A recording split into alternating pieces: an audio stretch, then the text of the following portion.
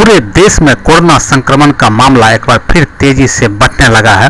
स्वास्थ्य मंत्रालय के 30 मई के ताजा आंकड़ों के मुताबिक भारत में एक्टिव कोविड-19 के मामलों की संख्या बढ़कर 2710 तक पहुंच चुकी है।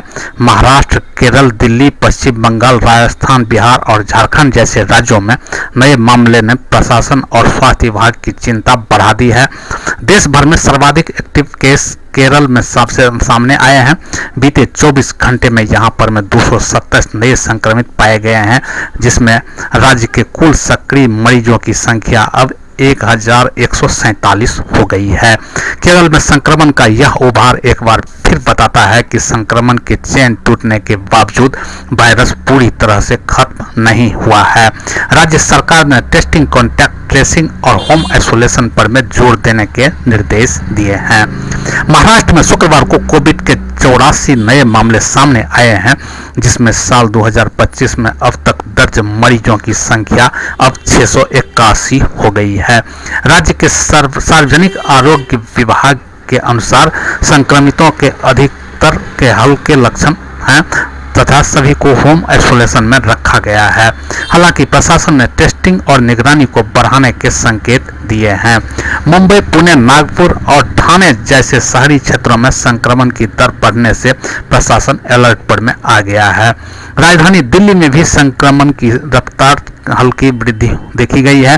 30 मई को 56 नए मामले सामने आए हैं, जिससे दिल्ली में एक्टिव केस की संख्या अब 294 तक पहुंच गई है। स्वास्थ्य विभाग के अनुसार अब भी अधिकांश मरीजों में लक्षण नहीं के बराबर हैं, लेकिन सार्वजनिक स्थानों पर मास्क और सैनिटाइजर का उपयोग पूरी तरह से अनिवार्य किया जा सकता है। पश्चिम बंगाल में 59 नए मामले सामने आए हैं, जिससे राज्य में सक्रिय मामलों की संख्या अब 116 हो गई है। वहीं राजस्थान में अब तक 54 कोविड केस दर्ज किए गए हैं और एक व्यक्ति की मौत भी हो चुकी है।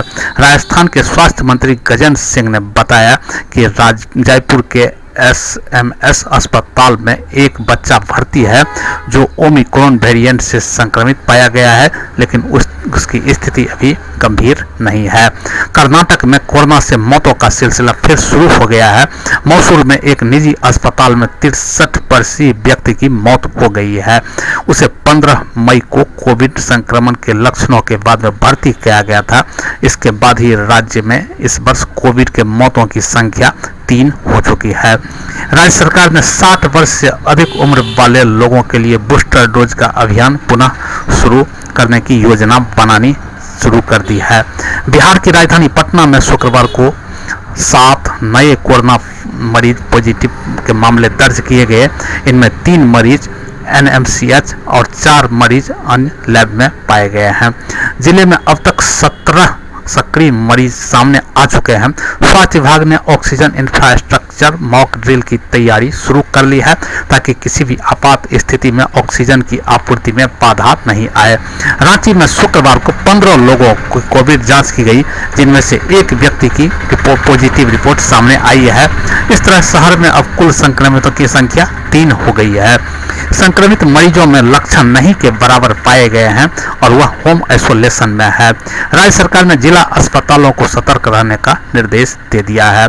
स्वास्थ्य और परिवार कल्याण मंत्रालय ने राज्यों को निर्देश दिया है कि वे बढ़ते हुए मामलों को गंभीरता से लें और कोविड जांच की संख्या को बढ़ाएं और अस्पतालों में ऑक्सीजन प्लांट, बेड, दवाइयों और स्टाफ की उपलब्धता को सुनिश्चित करें।